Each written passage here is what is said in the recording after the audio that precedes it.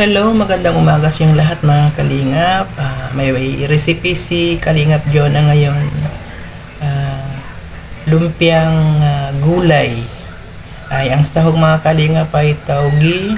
Nilagyan ko ng carrots at saka yung repolyo para mas minus ang gastos. 'Di ba may mabibili tayo yung halo-halo na yung carrots, repolyo, panghalo dun sa pansit. Pero ang ginawa ko, yun ang hinalo ko dito sa taug.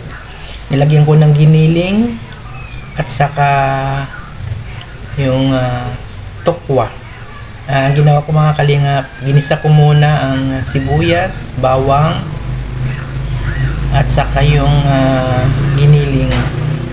Pag medyo mag-brown na siya, lagay mo na yung gulay.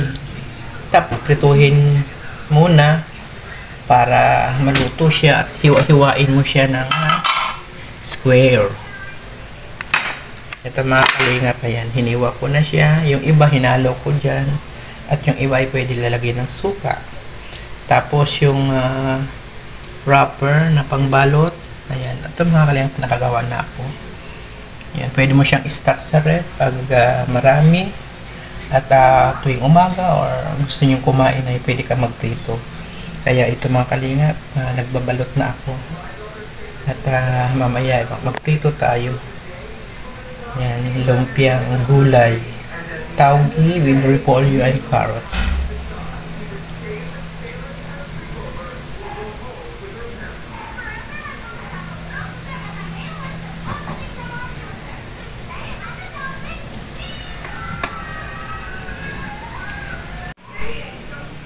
Ito mga kalingap, maglagay lang tayo ng kahit konting gulay dito sa lumpia wrapper at babalot natin siya. Yan. Yan ay pwede natin i-stack at pwede mga bata na kumain yan dahil yan ay healthy.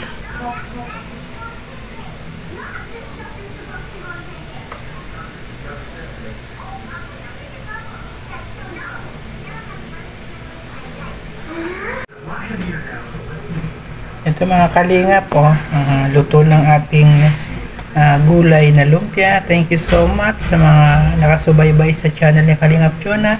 Pakihag naman si Kuya Val Santos Matubang, Atin na Vlogs, Kalingap Rob, Mighty Amy, Kalingap Ka, at saka sa inyong likod na si Kalingap Jonah. Thank you so much. Bye-bye and God bless.